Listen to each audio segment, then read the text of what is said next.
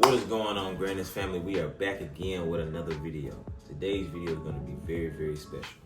I'm going to be breaking down what logistics is in the different categories and the different sectors of logistics. So this video is for people who are looking to start their business in logistics or a cargo van business or whatever, understanding that you don't have to start a cargo van business. There's other options and there's other avenues in logistics that you can actually get into.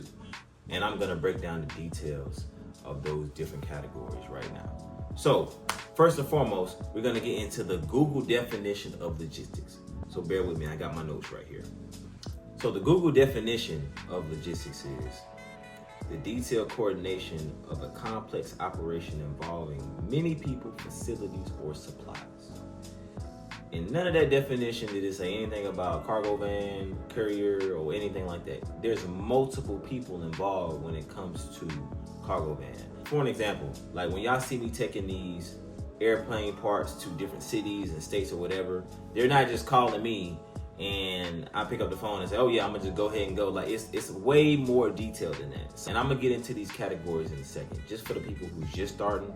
Like you have other avenues than just buying a cargo van, because I see a lot of the comments, people saying that, oh, I don't have the money to start, or I don't have the money to buy a cargo van, or I don't have the money for commercial insurance or just regular insurance. There are other avenues for you in particular. There are many different avenues that you can go down, but I'm only going to get into the main three right now. So in logistics, you have your broker, you have your carrier, which is what I do, Brandon's Logistics. And three, you have your dispatcher, right? The dispatcher works hand in hand with the carrier. They usually coordinate the operations, right? You're basically the receptionist of the establishment. You're the receptionist for the company. That's really all you do. And you work hand in hand with the carrier. You know what I'm saying? So that's all dispatching is. That's all it is. It's very quite simple. And you can really make some good money doing dispatching. A lot of dispatchers that I know personally, they take a percentage of what the load was. Just imagine if you can get 5 to 10 carriers. Like that's a very lucrative business, you know what I'm saying? And it can be very consistent. It just really depends on your work ethic and how much you're willing to invest as far as your time and how consistent and disciplined you are. That's another path to entry to getting into logistics, being a dispatcher. You know, it's not gonna take any physical hard labor. You really just have to have great people skills and you have to be good at sales. I recommend dispatching to people who are very organized, people who are great with people, and who are patient and disciplined and consistent. Those qualities really factor to every other category. However, you're really gonna need those characteristics when it comes to dispatching, because you're gonna be talking to the broker, you're gonna be talking to the driver. You're gonna be dealing with a lot of different personalities and a lot of different emotions when it comes to dispatching. So having that patience, having that discipline, having those great people skills, being able to sell, being able to market yourself is another way that you can make really good money in this industry when it comes to being a dispatcher. So number one, dispatcher. So number two is being a carrier. That's what I am. So when I get these calls from these dispatchers and these companies of, hey, Brandis, can you take this to New York? Can you take this aircraft part here? Can you take this lab specimen here?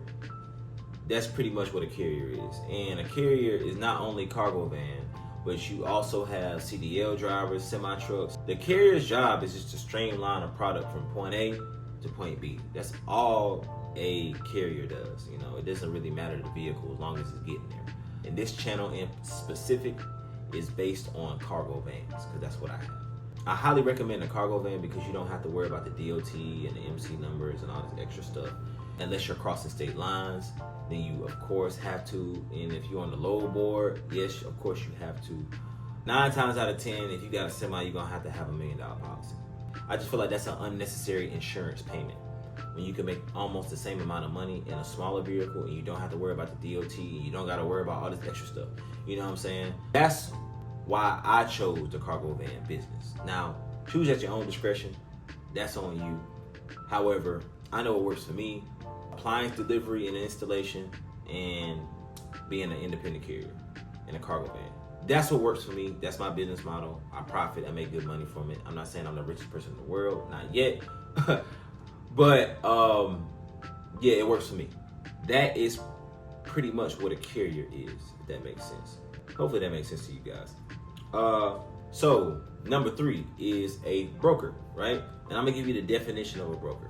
All a broker does is facilitate freight transportation, negotiate rates, and manage logistics shipment.